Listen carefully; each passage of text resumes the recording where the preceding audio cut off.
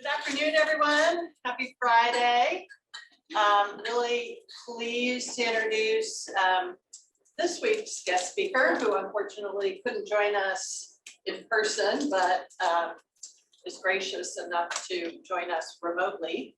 Dr. Donald Shoup, who is a distinguished professor emeriti at UCLA in the, I was going to look this up, Luskin, UCLA Luskin School of Public Affairs. Well, he is the rock star of Turkey, as he has commonly been called. And it's true. He has single-handedly changed how we do parking in this country, or at least started us on the path towards completely changing how we do parking in this country. He's the author of The High Cost of Free Parking, which is sort of the seminal academic work on the topic of parking. And this work has had an impact in communities all over the place, including in Davis and on the UC Davis campus, our new parking system, which I think Don's going to tell us a bit more about. So he really needs no more introduction than that. Parking, like pavement, one of those topics that seems like it'd be really boring, but when you think about it, it is hugely important and complicated, and we've ignored it for far too long. So we all owe a great debt to Don for his work on parking, and please join me in welcoming him to our seminar. Well, thanks for inviting me, and thanks for calling me a rock star. But I'm parking, and that's not the same as a real rock star. But sometimes I call myself Shoup Dog. Both Snoop Dogg and I were born in Long Beach, so I have some claim to association with them. Say, I went to a party last night, which was what the hippies used to call a natural high. That Laura Abrams, who's the assembly member from Southern California, had proposed a legislation for California that would prohibit all cities from requiring off-street parking within a half a mile of a public transit stop. So that's going to affect all cities, including Davis. And the many planning departments are scrambling to figure out how to comply with this law. As Susan said, it was a long time ago that I started working on this, and having it come to fruition in such a big way is quite wonderful. And it'll affect Davis, I think. There'll be no off-street parking requirements in downtown Davis. I think it starts, cities have to show how they're going to implement it in early next year, and then it'll take effect the following year. But that's not what I told you I'm going to talk about today. It's on parking cash out. I think it probably has affected, employer paid parking probably has affected many of you in the past, certainly will in the future, that all commuters who drive to work want to park free, don't they? So what's the problem if employers offer free parking at work? It'll help low-income employees, won't it? What Scrooge would recommend charging employees for parking at work? And it seems highly unlikely that it'll be adopted, the idea of California can prohibit cities from requiring off-street parking, but it's hard to compel employers to charge for curb parking and for off-street parking at work. And it's really hard because it's employer paid parking is a tax-exempt fringe benefit.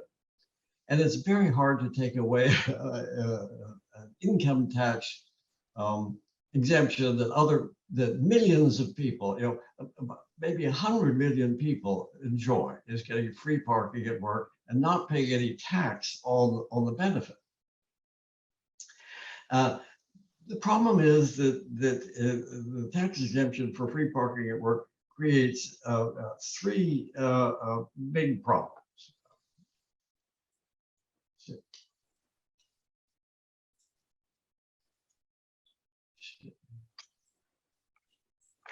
Don, we're still seeing your first slide. Yeah, we only see the first slide. We don't see the others that. I don't know why it isn't moving. Oh, here it is. Oh, Okay. there we go. There we go. Okay. Yeah, we see the tax exemption now. yeah, it causes a lot of problems. Let me see. How am I going to get this down? It works against the tax exemption for employer paid parking works against almost everything that cities are trying to do, and the states are trying to do, and the federal government is trying to do. And we say we're doing everything we can to reduce carbon emissions, and we know how important it is. But the problem is that the federal tax code works against all of these three goals. And the federal government has made these not the employer paid parking benefits not just exempt from federal income taxes, but it's automatically exempt from state income taxes as well.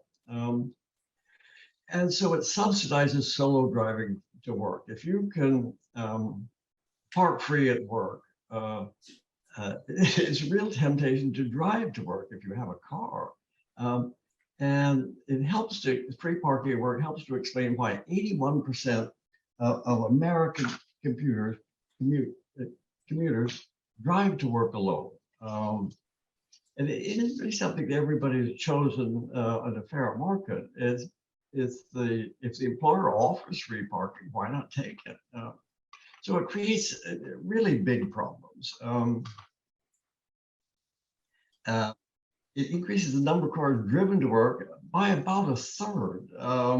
And so employer paid parking is a fertility drug for cars that in addition to being able to park every place else you could park at work, really does make you want to drive. And it's not really fair because it strongly benefits high income commuters. That 44% of American households do not pay any income tax at all. They use the standard deduction, or I'm sorry, they pay no income taxes at all, and many of the others pay the standard deduction. So the poorest taxpayers are not going to benefit from a tax exemption, but high income employees do benefit a lot. If you get a $300 a month a free parking space in San Francisco, that's $300 of tax exempt income for you. You wouldn't want to be paid that cash and then buy your parking, because you'd have to pay taxes on the cash. So it really it helps higher income people, and it doesn't help a lot of the people who are in communities of color. Say in LA, 92% of metro riders are people of color, and employer paid parking does nothing for these people.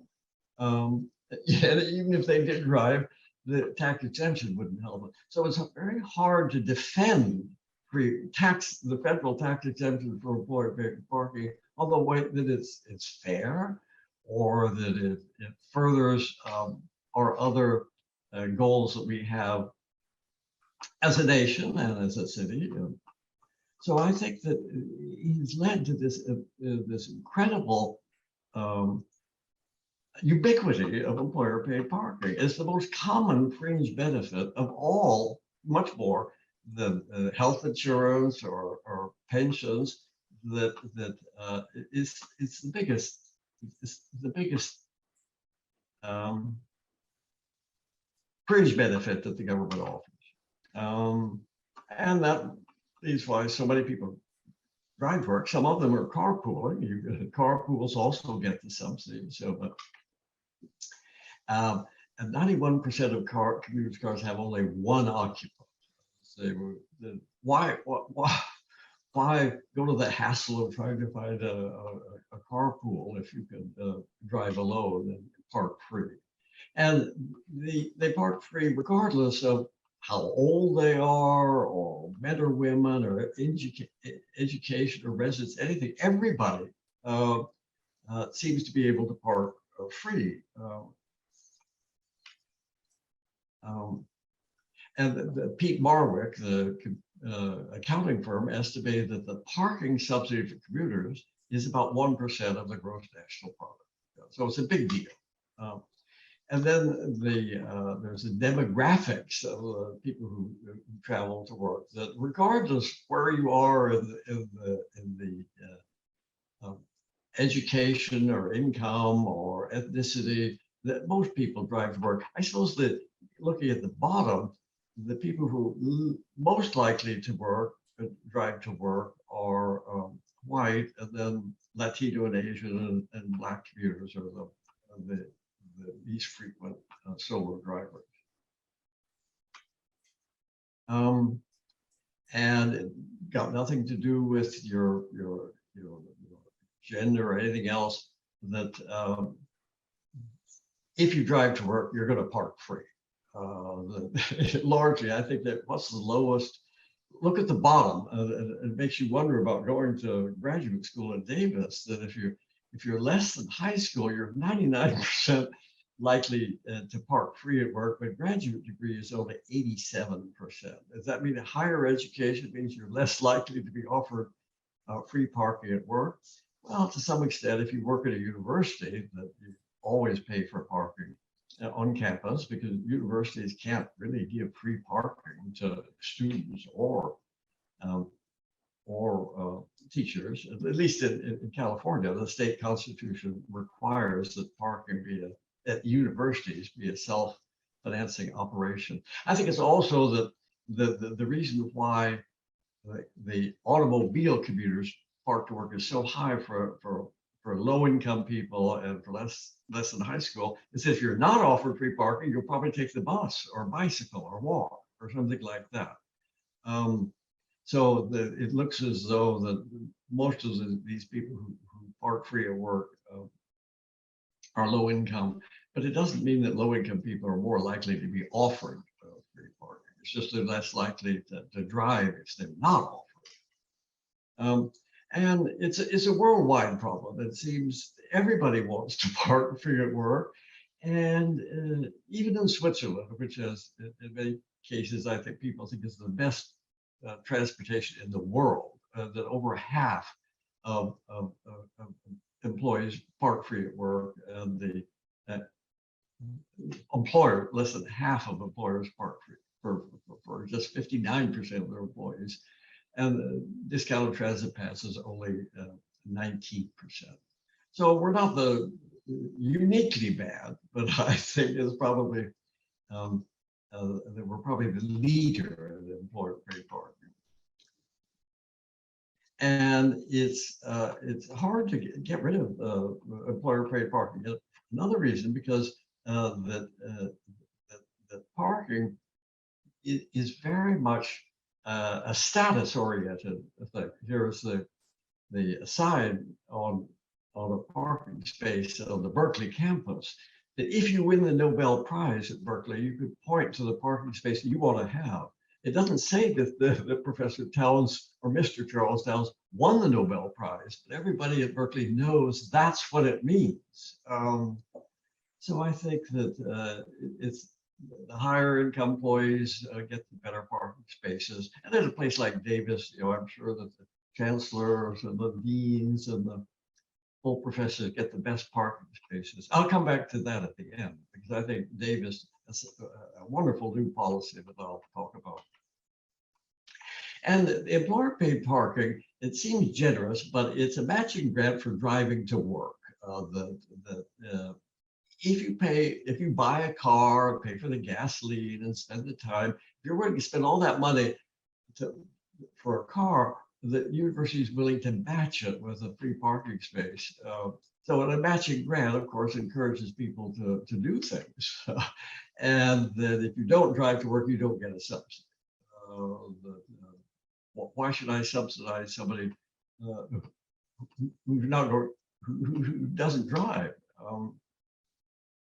So it's one of the reasons why we have so much solo driving.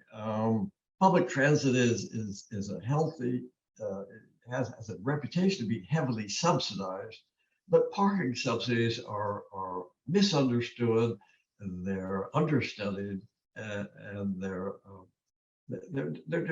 not much paid to attention to. When I started working on this policy, I looked at the studies that had been done comparing the drive alone share and the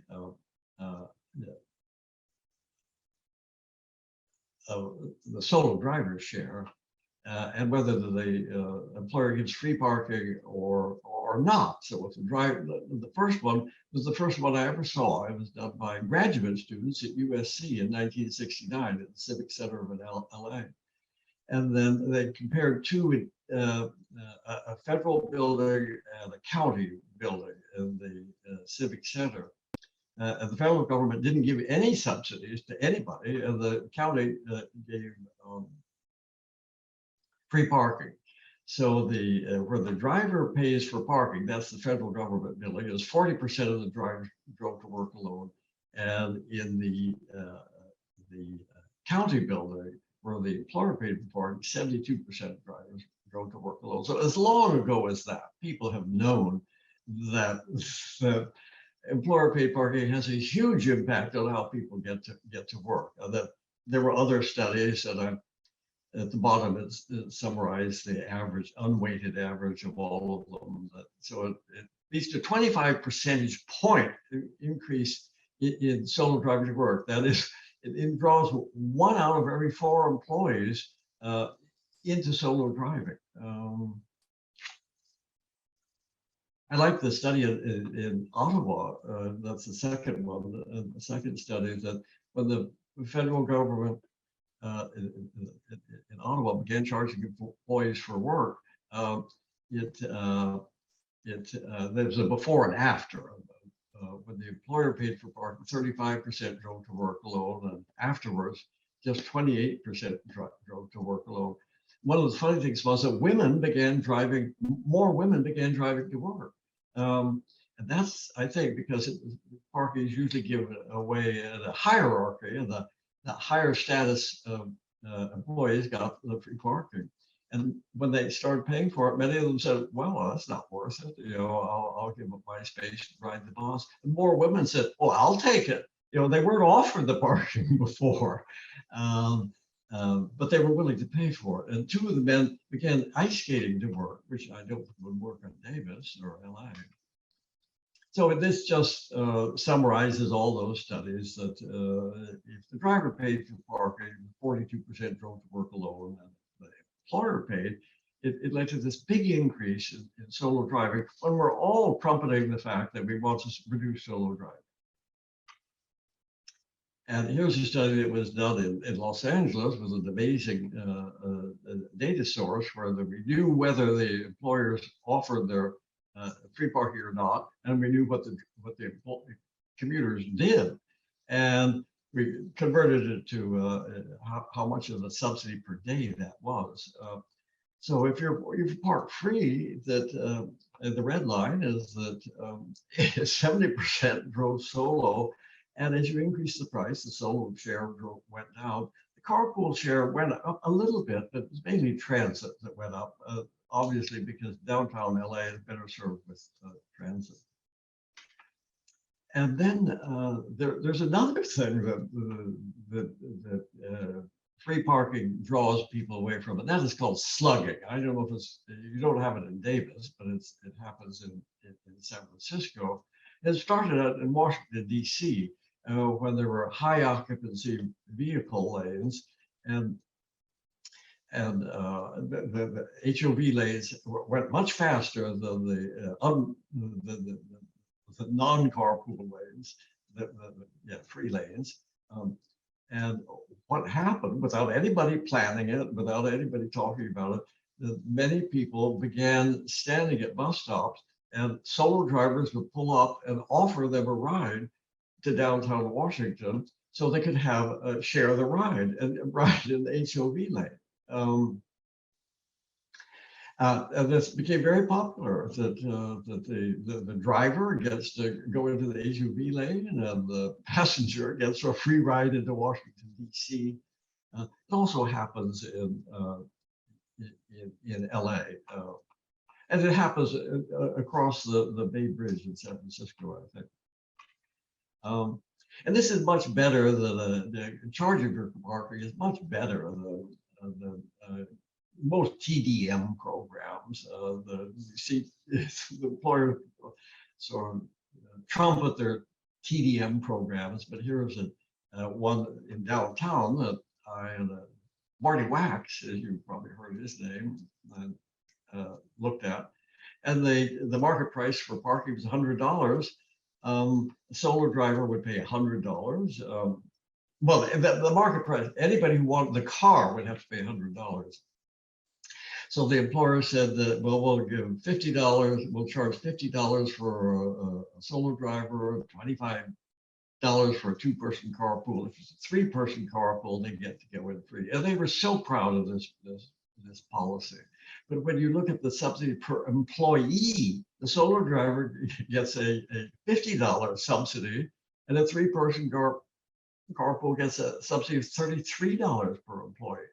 So a lot of these jury-rigged TDM programs look good, but they're certainly not better than doing nothing.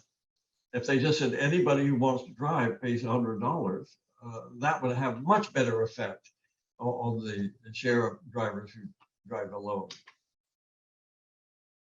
And so this is just the bar chart of who gets what. And they gave $15 a month for people who rode transit. And it was very hard to explain to them that they were doing just the wrong thing because they were so proud of what they were doing. So I propose a different way of dealing with this, is offering parking cash out. Say, most employers offer you free parking or nothing. That's the most common policy in the United States. But if the employer says, well, if you don't take the parking, I'll give you the cash value, what I would pay if you did take the parking. So it makes the same proposal to everybody. We'll give you the same amount, regardless of how you get to work. If you come to work alone, and I pay $100 a month for your parking spaces, I'll give you free parking. But if you take transit, I'll give you $100. So it's only treating people fairly. It just gives everybody the same thing, but it creates an opportunity cost. The opportunity cost is one of the most important ideas in economics that most non-economists don't really understand. But if it doesn't charge anybody for free parking, but it creates an opportunity cost. And it increases the number of people who walk or bike or ride transit. I pushed this idea, and there were so many wonderful staff members at the legislature. I was speaking at an event, and one of the staff members for the Assembly Transportation Committee was there, and he picked it up, and a year later it was a law. It was that the employers who, if they offer free parking at work, they have to offer the cash equivalent, which is only for leased spaces. Say that if you own the parking, we can't force you to do anything. It's only if there's a fair market transaction, and we know how much you're subsidizing the solo driver because we just look at the lease.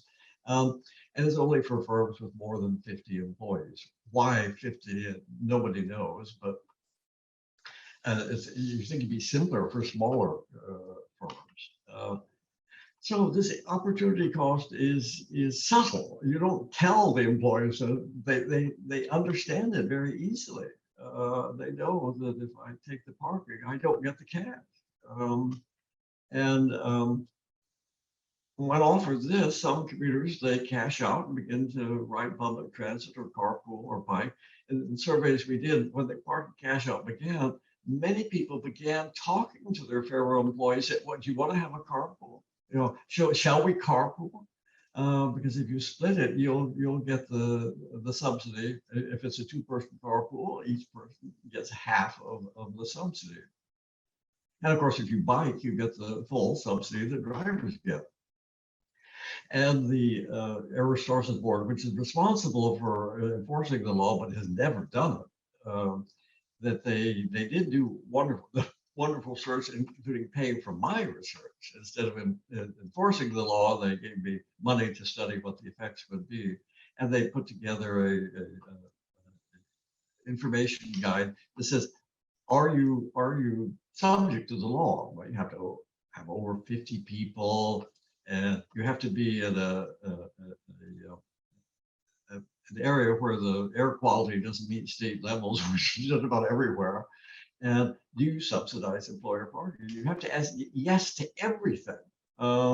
Is it on land you don't own? And can you calculate the cost? Can you reduce the number of spaces? So they've excused just everybody who might have any problem with dealing with it. But beyond that, the Air Forces Board hasn't really done anything.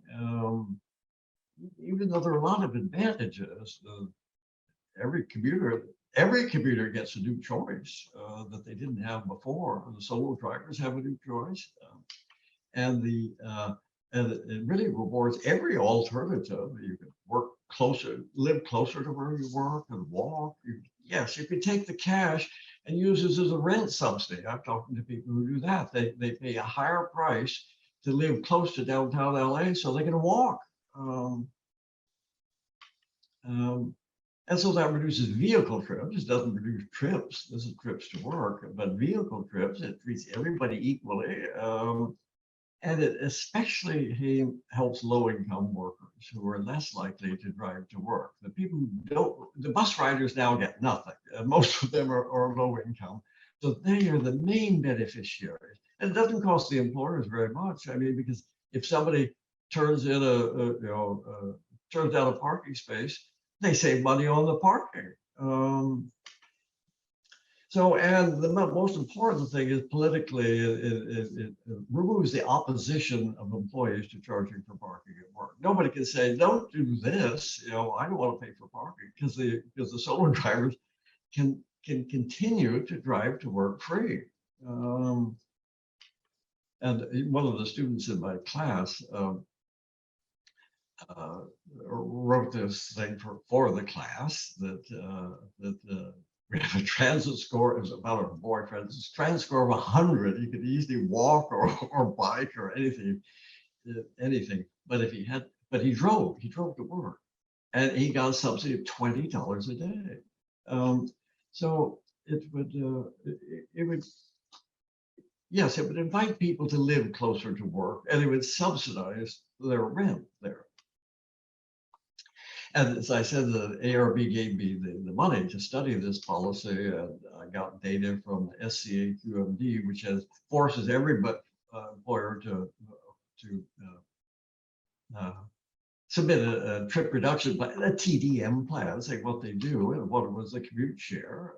And some of the employers complied with the law, not because the AQMD even told them to. They just thought, well, this is the law, I should do this. It's not a bad idea. And it turned, I had eight case studies with, I think, about 1,800 employees in all. And you showed, here's this the table shows what was the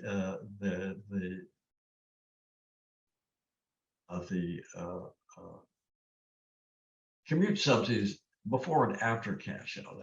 So that there was one, this was before the parking cash out. Say case one, they gave $110 if you parked at work, or $55 if you got there another way.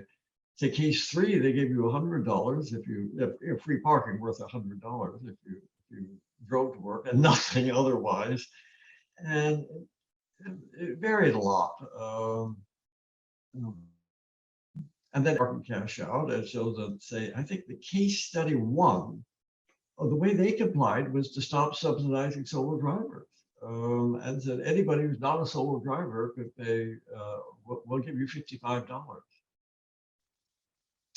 And so in case 8, let me look at what it had been, we give us, before cash out, we had a subsidy of $30 for parking and nothing for alternatives. And then after cash out, they went to $11 for parking and $50 for alternatives. When firms were actually confronted with what they were doing and realizing that we are subsidizing drivers more than everybody else, that we're going to go beyond what the law requires. We think it's a good idea. I guess the only case 3 was one where they 100 or nothing, and it said everybody got 100. That's the simplest way to comply with the law. But most of them went beyond what the law requires, because when they looked at what they were doing, they realized they were heavily subsidizing parking more than anything else. And when they were trumpeting the idea that they were having carpool parties and the commuter of the year awards for people who didn't drive to work, and ridiculous rewards that don't affect anybody. And this is just the bar chart showing what is it?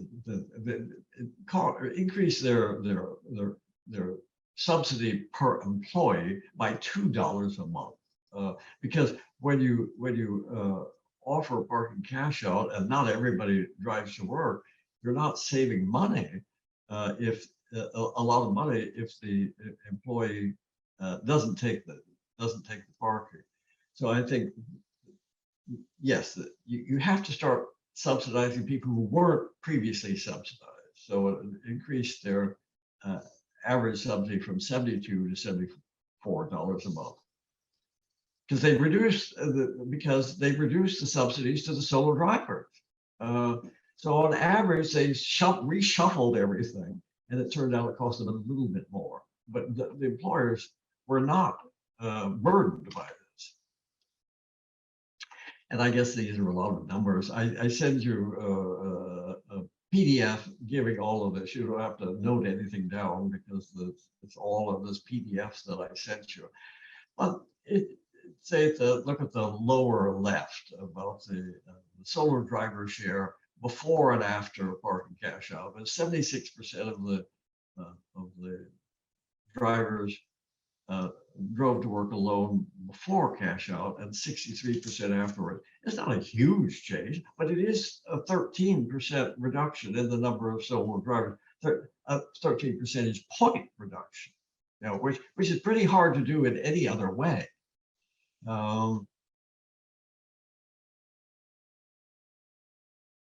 What I already talked about. So the cost of offering free parking for 100 employees, suppose just if I was showing this to an employer, how does this work? Because I had to interview all the employers and met their TDM people. That if you gave parking cash out and you paid $100 for parking or gave them $100 in cash, that doesn't change.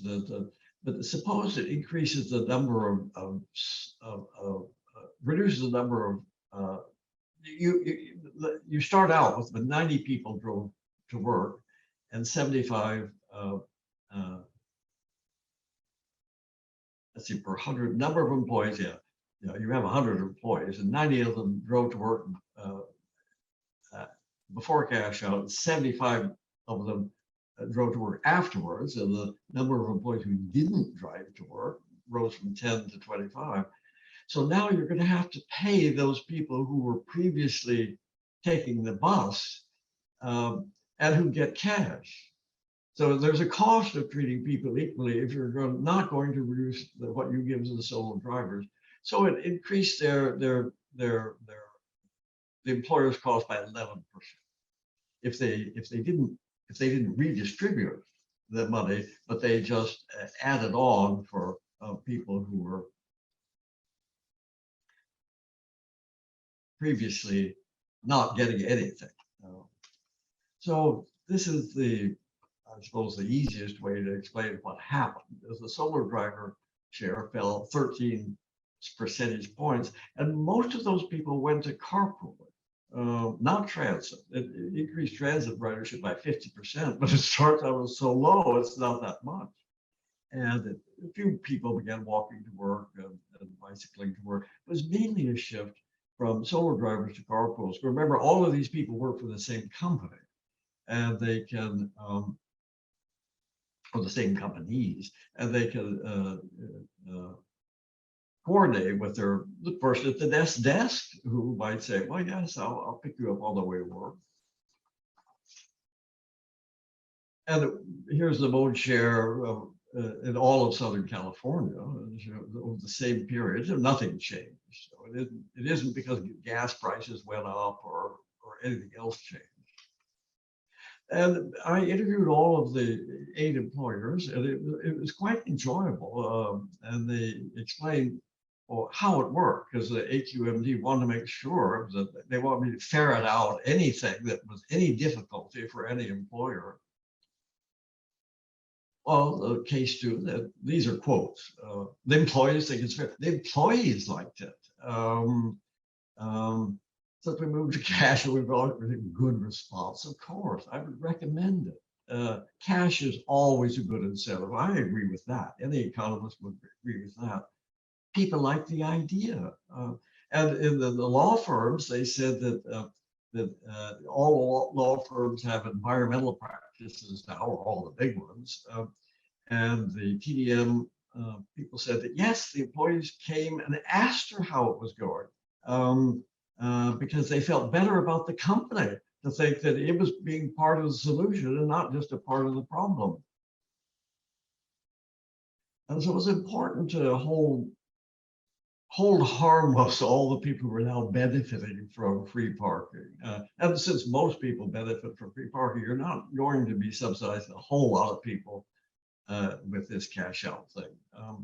And many of a couple of the employers said that we had a difficulty fitting everybody in. We had to rent extra parking space. We had our own parking lot, but we had to rent extra parking spaces. And now we don't have that problem. Cash works very well for us. I remember, I ask all of you planning students to remember that. Cash works very well for us, no matter what program you're talking about. And the federal and state governments benefited because the employer paid parking is tax exempt. And if you take the cash, you have to start paying tax on cash. So if it's a 25% tax bracket, that gets your subsidy, your cash, $100 gets reported to the federal government in your W-2. So the commuter receives $75 after taxes, which shows how bad an idea free parking was. If people would rather have $75 in after-tax cash than $100 in employer paid parking subsidy that they can get only by driving to work. And the federal government gets, the federal government gets extra $25. So this money comes from the increased economic efficiency, people giving up something they didn't value as much as the cash. So you increase tax revenue without increasing tax rates. That is a very nice thing. And you get all these other things, that there's less air pollution and carbon emissions and all the works that we say that we want to have. And then Washington, other places have copied it. Washington, D.C. is their law just kicks in, I think, on January 1st. This was a study they did, that if you were in DC, if you free parking, you're 76% of people would drive to work alone and only 22% ride transit. But when both were offered the probability of cash or the same amount, free parking earns cash value. So they estimated that it would reduce the probability of solo driving down to 76%. And I think it's even better, and this is where I'll come back to Davis at the end, is that it'd be better if it worked on a daily basis instead of saying I get 100 a month or in free parking or $100 a month. Say put it on a daily basis. Say Pfizer and one of their plants in England gives a credit of $2 each day they use their company ID cards to enter the off-street building, and they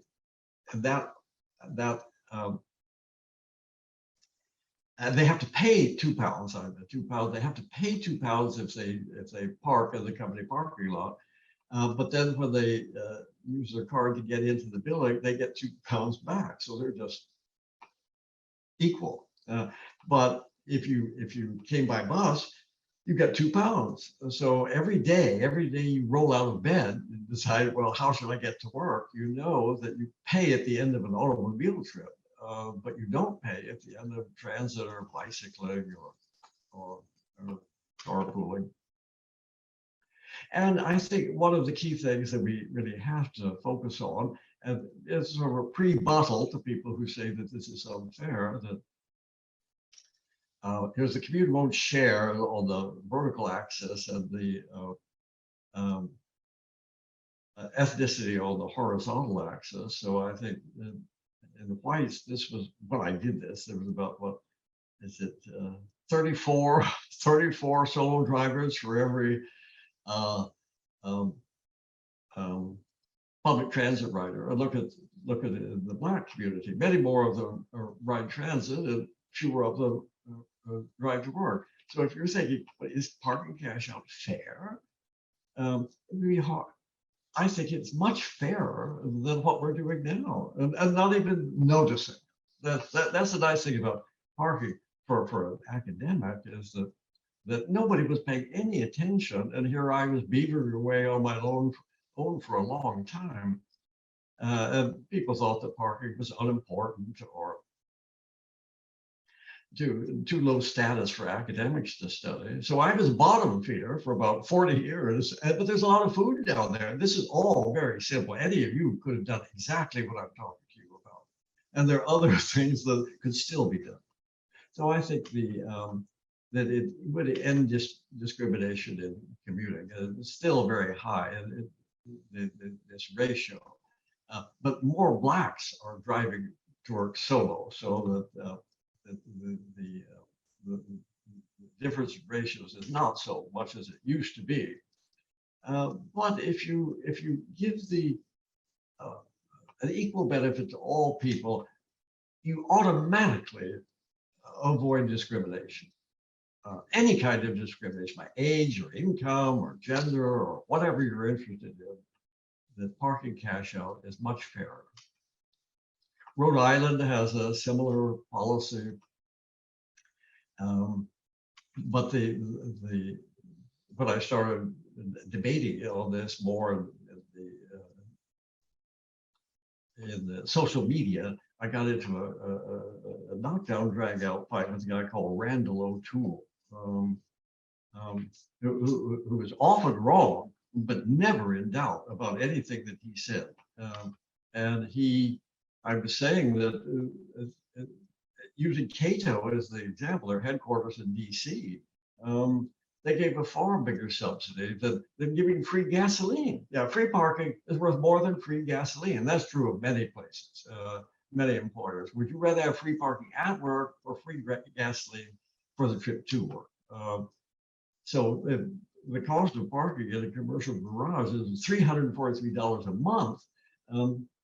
But if you drove and paid the average, that's $16 a day. And the parking subsidy is worth 54 cents per mile driven. If you took the average commute distance of average fuel efficiency is 54 cents per mile driven. So this fuel cost of for driving is the American Automobile Association. It includes all the costs, not just gasoline. The fuel cost, I guess, is 12 cents. So if you drive alone, you get a 54 cent per mile driven subsidy for parking, and your cost of driving is only 12 cents. So the free parking is worth far more than free gasoline. And yet we think, oh, that Randall O'Toole and many other people thought, well, this is not a bad idea. But reformers picked up on it in Washington, and they wanted to copy the California law, and they I guess they adopted it here in 2020. They didn't need, they were very good. They didn't mention parking cash out. They talk about the Transportation Benefits Equity Amendment. I think it's much less jargony to call it Transportation Benefits Equity. The same thing as in California, it has to be rented parking. And you could also, if you don't want to pay cash out, you can pay $100 a month to the District of Columbia for every employee. Hawaii is certainly hasn't implemented, but they're considering their legislation to do the same thing.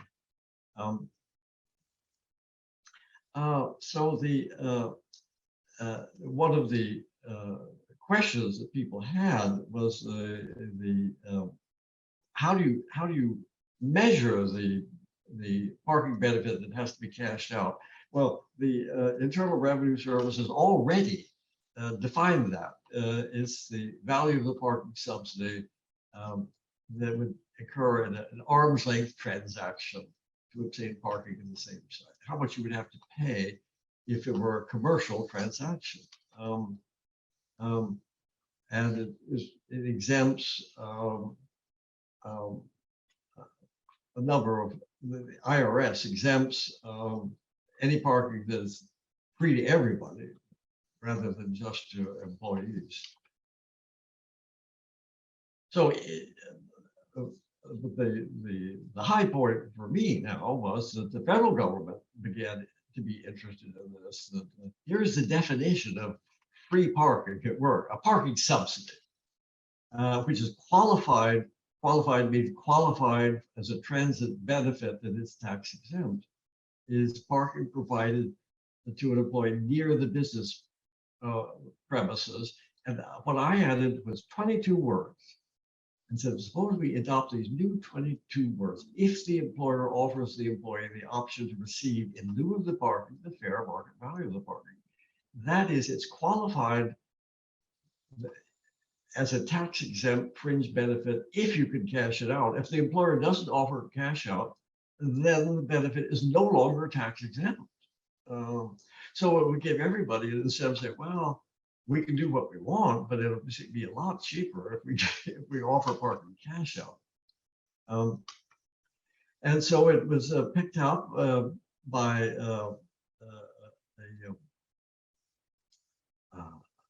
a Congressman, Earl Blumenauer, who is so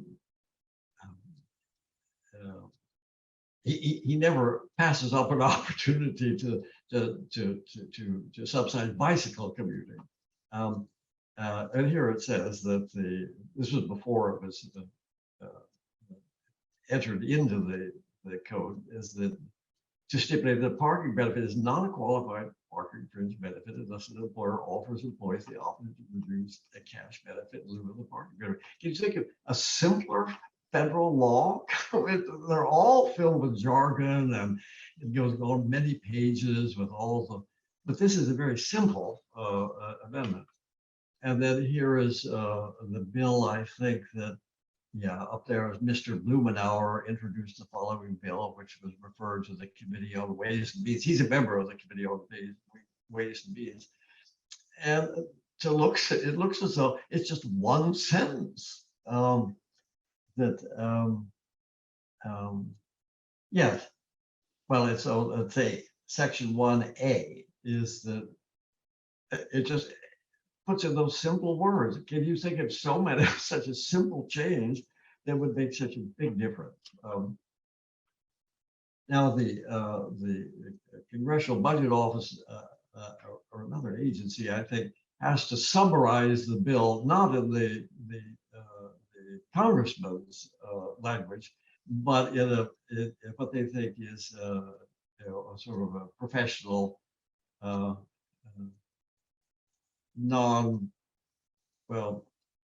neutral policy. And when I first saw this, I thought, well, this isn't what I said, but it is. This bill denies a tax exclusion for qualified parking unless employers provide such benefit who offer parking cash out. So that sounds a little bit harsher. This bill now denies something, but I'm saying, well, we're offering more things. But I think it's probably fair in the sense that it says, well, we're starting from the point where the tax benefit, the employer pays subsidy is now tax exempt. And the change that the law makes is to exclude these fringe benefits unless the employer provide parking cash out. So it does really take something away. What I would prefer to talk about giving something, but it really is what happens, saying that we're taking away the right to give a tax exempt free parking unless you offer parking cash out. So I think it's in dealing with everything that's political, this is political economy. That nothing is going to happen unless the politicians support it. And I think the benefit of this that you have to sort of trumpet is to say it's fair. That we're not telling employers to do anything. They decide on their own whether their parking subsidies are tax exempt. They're tax exempt if they offer parking cash out. And drivers can continue to drive to work and park free, or they can take the cash and do what they want with it. But if the employer offers an unfair deal, free parking or nothing, then why should the federal government subsidize the subsidy? Why should the federal government give a tax exemption to something that is so transparently unfair to low-income people and communities of color? And it's just an incremental change that I think most planners learn that you're not going to change the world right away, but if you could take the next step in the right direction, I think that's the right step. It's just a simple variation on a traditional fringe benefit. Everybody's used to this fringe benefit, and we're not dramatically removing it or weakening it. But we're just giving communities more choices how to receive this benefit, how they want to spend their own money. And I think anybody who objects to parking cash out has to say they want the tax exempt right to treat their employees unequally in a way that increases carbon emissions and traffic congestion and air pollution and all the rest. And they want to subsidize only drivers at the taxpayer's expense. So you can see I get indignant about these things. The bill hasn't passed yet. And I don't know if it will, because if we're having an election in 2 or 3 weeks, and I think Earl Blumenauer will get reelected, but I don't know about anybody else. So it certainly won't be passed this year. So I guess everything has to start again next year. But I think that more and more people are beginning to say that we shouldn't so obviously rig the price system so that people will drive to work, which we're doing now. But let's say a little bit about the little I know about UC Davis has done. that they wanted to change the kind of passes that the university offers that almost all other universities do. And MIT was the first person to do this. They were going to, MIT completely eliminated monthly passes and said you have to pay by the day. And the way MIT made this possible to get past the faculty and the staff is to say that I think that they were already charging a hefty amount for monthly parking. I think it was $1,600 a month, $1,600 a year. I'm sorry, $1,600 a year. And now under the new system at MIT, everybody has to pay $11 a day. But if you're, it's all done by license plate recognition, that nobody has to show anything at all. The university knows where you parked and when you parked and how long you parked and everything like that. But if your $10 or $11 a day adds up to more than $1,700, you don't pay anything. So nobody is made worse off by going to a daily price that they can never be asked to pay more than the previous monthly price. So who could object to that, saying that I have to pay $10 a day, but it can only be less than what I was paying before. If you only rack up $1,000 worth of daily payments, that's all you pay. So you could only be better off, but you have to pay $11 a day. It's a daily charge. And when you think about, and they also offer free transit to everybody. That is, as you get out of bed, you say, do I want to pay $11 or do I want to ride free?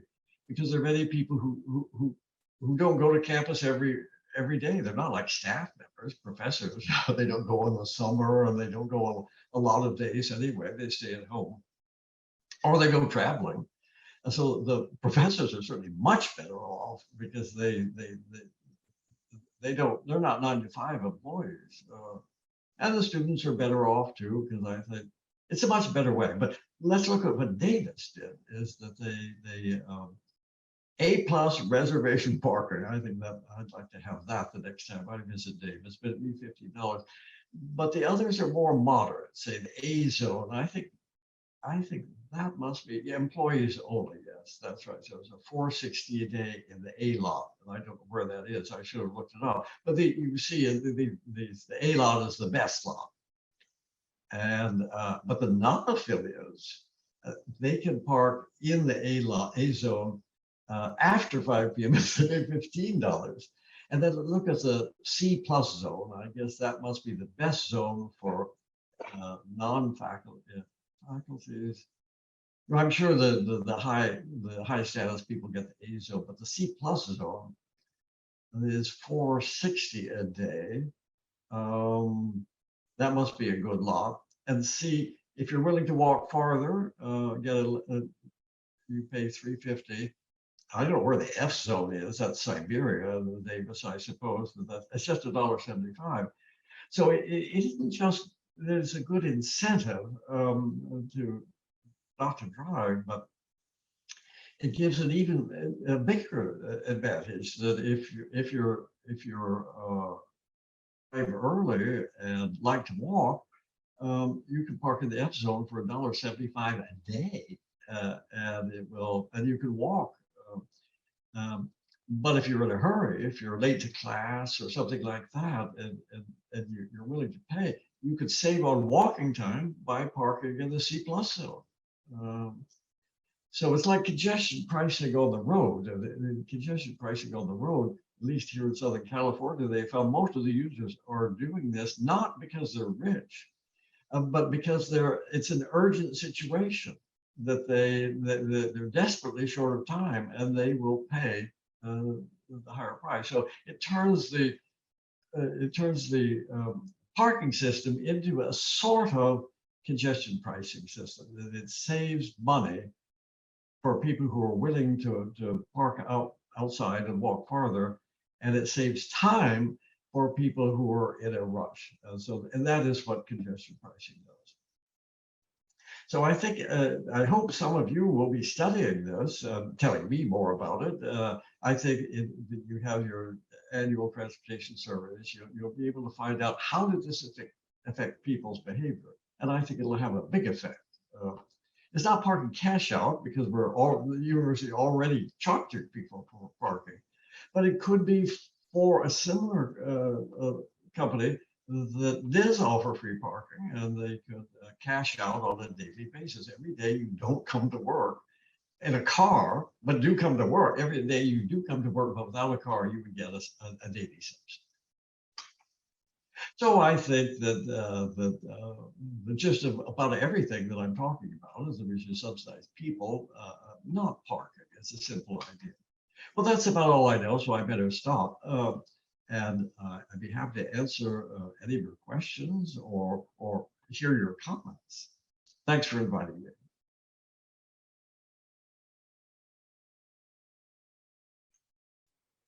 Now, I don't hear anything coming in. Is it not in here? Is it in here? I can't hear anything coming in. Can you hear me now, Don? What about now? Okay, so I guess I have to put my headset on to hear you. Maybe you've been saying things to me in the past and I didn't hear anything, but No, that's right. Yeah. Thank you so much, Don. Lots of great lessons in there. But I'm struck again by that. You talked about the 13 percentage point difference for when there's free parking and when there's not free parking. That is huge. That would get us to our targets for reducing, reducing vehicle miles of travel. So, it just shows the power of parking if we got parking policy right. But let me see if I have lots of things to talk about, but let's see if there's some questions. Noah. Thank you so much. This was really fascinating. But I was wondering if the impact of the charging for parking or the cash out is elastic over time. Do people return to driving, or does slowly more and more people choose other modes? Is there anything that's more than just the pre-post studies? Well, I'm not sure what the question is, but I think I can start talking anyway. Is that I think that when you offer a firm changes its policy to offer parking cash out, that you can't expect everybody to change their mode, and everybody who's going to change do it right away. I think because you have the status quo bias that if you're already doing it, why should I change? Because why should I? But when you have new employees and you tell them, well, here's the options that we offer you before they have made any choice, then I think that employee turnover will lead to a bigger change in the overall mode share.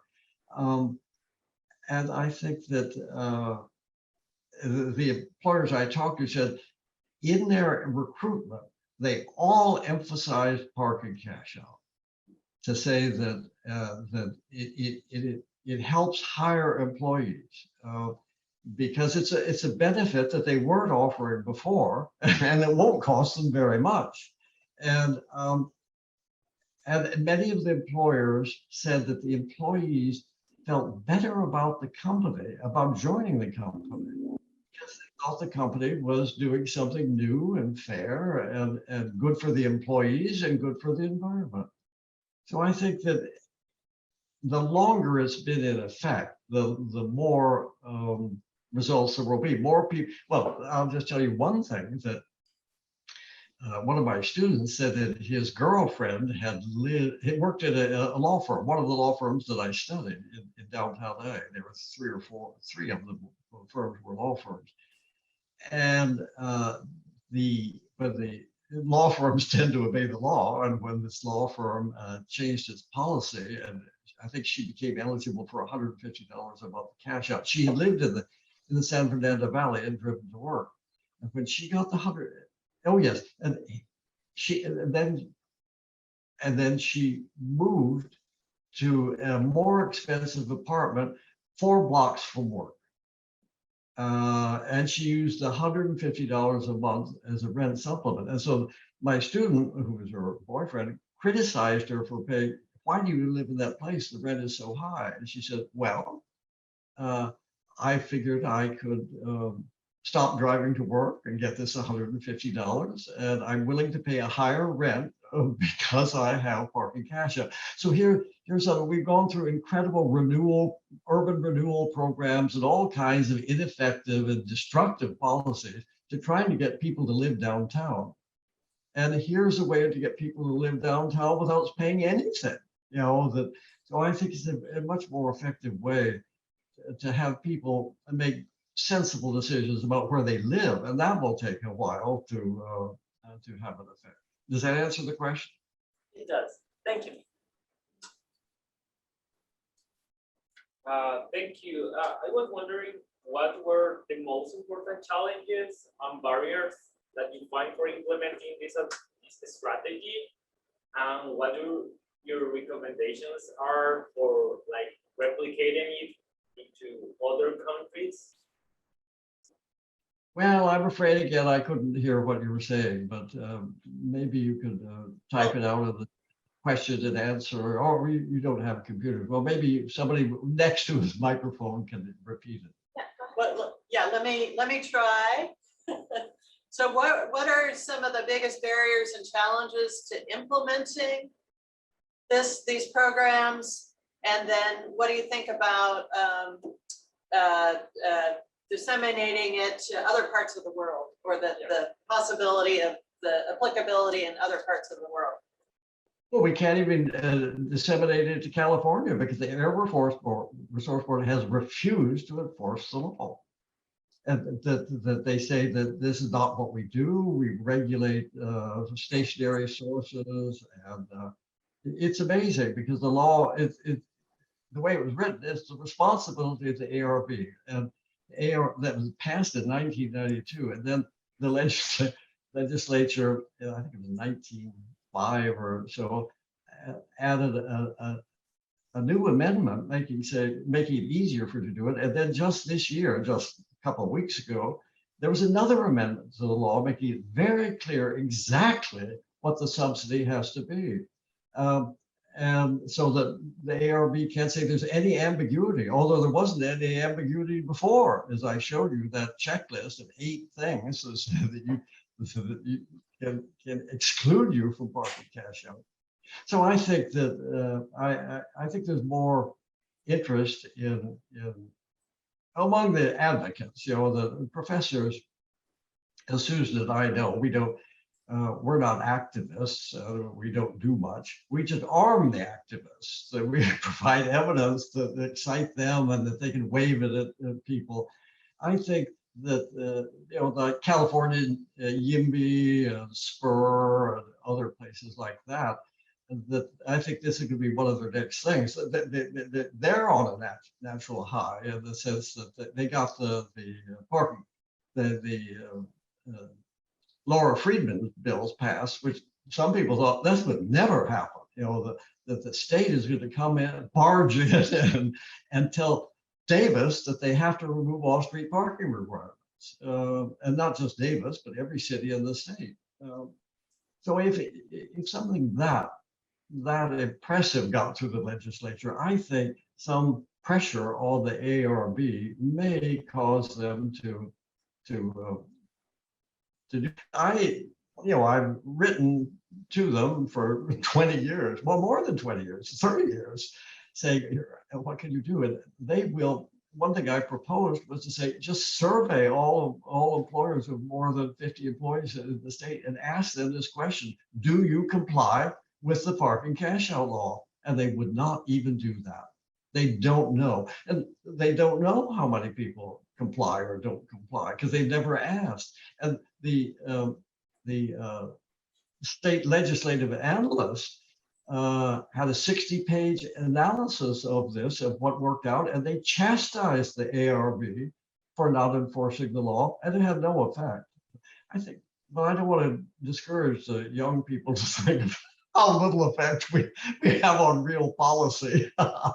That yes, we should be talking about the political economy of parking.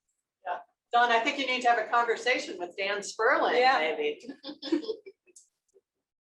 Well, I hope that Susan, I hope you will put pressure on Dan Sperling. He's been on the board of the ARB all these years, and I have asked him to help, and he says that there's nothing he can do. Yeah. So tell him that I mentioned him specifically to all the transportation planning services as part of the problem. I love that. So one of the takeaways from that, it sounds to me like it's one thing to get the legislation passed, but there's also the question of enforcement, right? So this is an ongoing thing, multiple steps to actually make the change happen. That's right, and that's something that what is the phrase? The life's so short, the craft's so long to learn, and that when the law was passed, I thought, well, if it's a law that the employers they'll obey it. It never occurred to me that nothing would happen. That was educational, and I think that I don't want to discourage students, but I think that it's important. Well, I'll just finish up with some advice that I'm sure that you and every other professor will give. Is that for academics and for students, one of the best skills you could have is to be an effective writer, so that people will understand what you have said, and they will be convinced by what you said, and they will be motivated by what you said. That it isn't just something styled about writing style. It's about clarity, and it forces you to make to think through what you were saying. That I use, if you use Microsoft Word, one of the things that I benefit most on is under I think it's on the reviewing, you can have Microsoft read out to you what you've written. And when you hear said what you've written, you can see how many words are unnecessary, or how difficult it is to understand, and you go back and write it better. The other thing that I do, and is a sort of a crutch, is a program called Grammarly.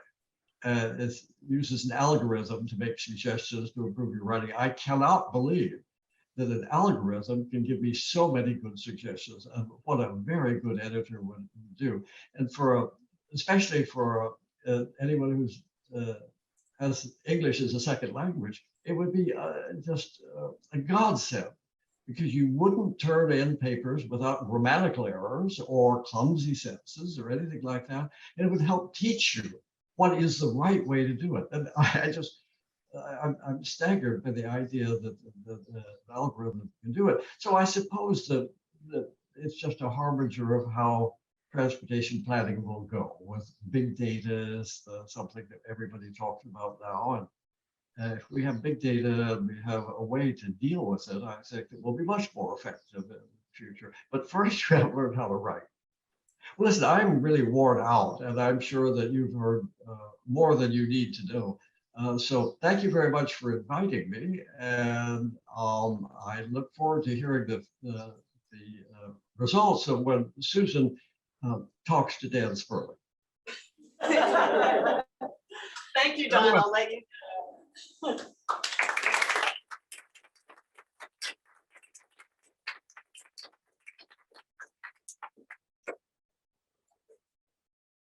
Sign on. All right, thank you all. You heard that. Work on your writing, clarity of good writing. Did anybody catch the name of that program? Grammarly.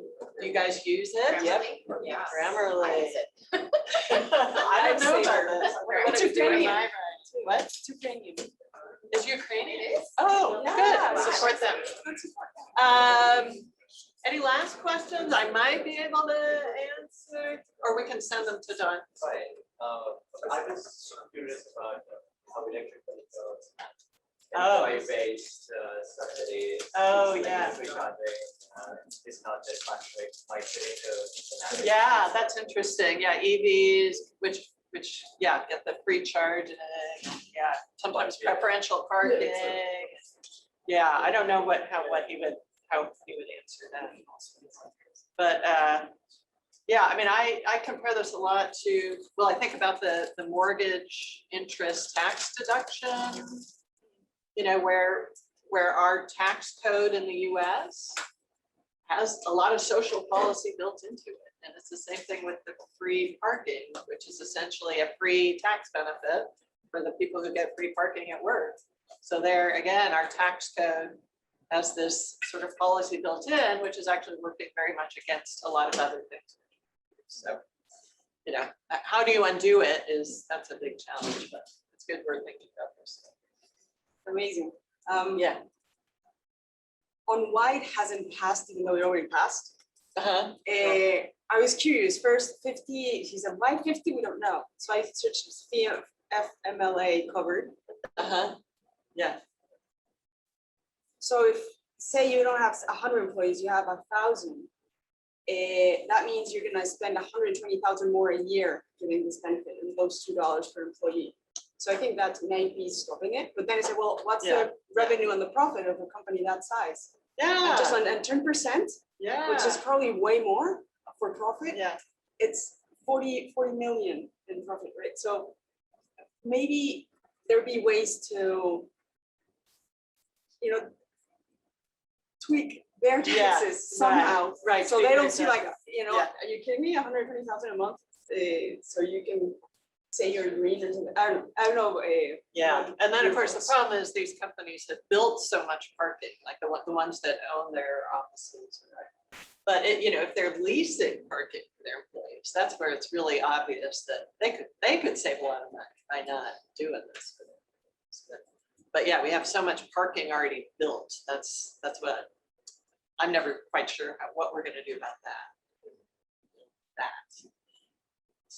It's cheaper for them to give it because Well, they've already done it, so they didn't think about it at the time, that we're paying all this money to get free parking to our employees, and now you're asking us to pay them. So it would be a bigger move to take that space Yeah. back. Yeah, but yeah, if we allow them to build on that parking lot instead of providing the parking, you know, then, you know, that might be part of the equation. Anyway, start thinking about parking and how much it affects what you do and what everybody else is doing. Yeah. And I think it's one place where we can make some change, like pricing roads. Are we ever going to do that? I don't know. But parking, we can change how we do parking. It's starting. All right. What? Yeah, yeah, I'm gonna let you go 3 minutes early. Look at that. Okay, next week we'll have an in-person speaker again. I think this is the last of the remote speakers, which I know is a little bit harder to sit through, but it also enabled us to bring in some great people who couldn't have been here in person. So anyway, in person next week.